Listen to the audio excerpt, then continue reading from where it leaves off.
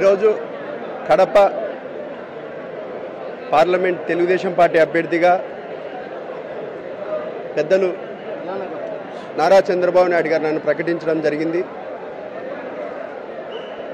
ఈ ప్రజాస్వామ్యంలో ఏ విధంగా రాజకీయంగా పోరాడాలా, ఏ విధంగా ప్రజల్లో ఉండాలా, ప్రజలకు ఏ విధంగా అభివృద్ధి పనులు చేయాలా, ప్రజలకు సంక్షేమ పథకాలు ఏ విధంగా అందజేయాలా, ఈ విధంగా ప్రజాస్వామ్యంలో రాజకీయాల్లో ఉంటేనే మనం చేయొచ్చు, రాజకీయంగా మనము ఏ విధంగా ముందుకు పోవాలా, కష్టపడిన కార్యకర్తకు కష్టపడిన నాయకులకు ఏ విధంగా చంద్రబాబు నాయుడు గారు ప్రాధాన్యత ఇస్తున్నారు అనేది నా విషయంలో మీ అందరికీ తెలిసిన విషయమే.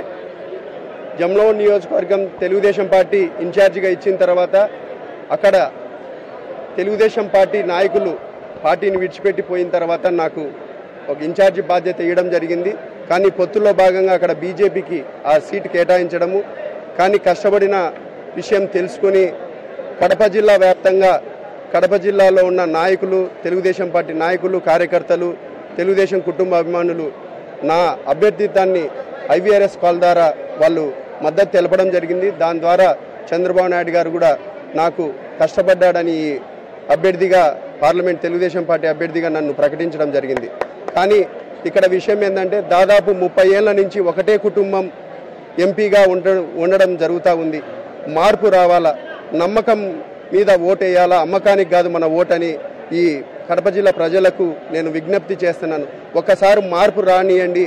ఒకటే కుటుంబము 30-35 ఏళ్ల నుంచి శాసిస్తుంది ఈ కడప జిల్లాని. కాబట్టి నాలాంటి యువకుడిని ప్రోత్సహించి ఈరోజు చంద్రబాబు నాయుడు గారు అభ్యర్థిగా ప్రకటించడం జరిగింది.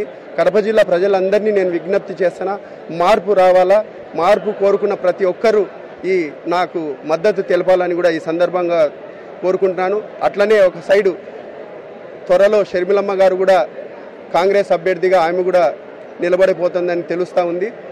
ఒకటే కుటుంబం నుంచి వాళ్లకు ఇదేమన్నా వాళ్ళ జాగీర్ అయినట్టు కడప జిల్లా వాళ్ళు మాది సొంతం అన్నట్టు వాళ్ళిద్దరూ పోటీ పడతా వాళ్ళిద్దరూ కుటుంబ సమస్యల వల్ల ఈరోజు వచ్చింది. కానీ ప్రజా సమస్యలు ప్రజల మీద ప్రేమతో కాదని కూడా తెలియజేస్తున్నాను. ఈరోజు ఒక సైడు వివేకానంద రెడ్డి మర్డర్ కేసుని ఆ రోజు నారాసుర రక్త చరిత్రని మా నాయకుడి మీద అనవసరంగా ఆ రోజు 2019 ఎలక్షన్స్లో వాళ్ళు మా నాయకుడి మీద నిందారోపణలు వేసి పబ్బం గడుపుకున్నారు. మరీ ముఖ్యంగా మా చిన్నాయన బీటెక్ రవీణ గారి పైన కూడా నిందారోపణలు చేసి ఆ రోజు పబ్బం కట్టుకున్నారు. కానీ ఈరోజు 5 ఏళ్ళు అవుతుంది. ఎవరు ముద్దాయిలో, ఎవరు దాంతో ప్రధాన పాత్రలో అందరికీ తెలిసిన విషయమే. కాబట్టి కడప జిల్లా ప్రజలు ఒక్కసారి ఆలోచన చేయండి. ఒక నీతి నిజాయితీ, ఒక ఇటు సైడు వివేకానంద రెడ్డి గారిని దాదాపు 2-3 సార్లు పార్లమెంటుగా 2 సార్లు ఎమ్మెల్యేగా ఉన్న వ్యక్తిని అతి కిరాతకంగా ఆ రోజు మర్డర్ చేయడం జరిగింది. కానీ గుండెపోటుగా చిత్రీకరించి కూడా ఆ రోజు ప్రతిపక్ష నాయకుల మీద ఆ రోజు ఉండబడిన మా నాయకుడి మీద కూడా నిందారోపణలు చేసినారు. కాబట్టి ప్రజలందరూ గమనించండి. ఈరోజు అందుబాటులో ఉంటాను ఖచ్చితంగా. తెలుగుదేశం పార్టీ కడప జిల్లాలో ప్రతి ఒక్కరికి నేను అందుబాటులో ఉంటాను. ఏ నాయకుడికైనా ఏ కార్యకర్తకైనా ఇబ్బంది వచ్చినా ఖచ్చితంగా నేను రెస్పాన్స్ ఇచ్చి వాళ్ళకు అండదండలుగా ఉంటానని కూడా ఈ సభాముఖంగా తెలియజేస్తున్నాను. ప్రతి ఒక్కరిని తెలుగుదేశం పార్టీ నాయకులనే కాదు కడప జిల్లా ప్రజల్ని కూడా కాపాడుకున్న బాధ్యత నాది తీసుకుంటానని కూడా ఈ సందర్భంగా తెలియజేస్తున్నాను.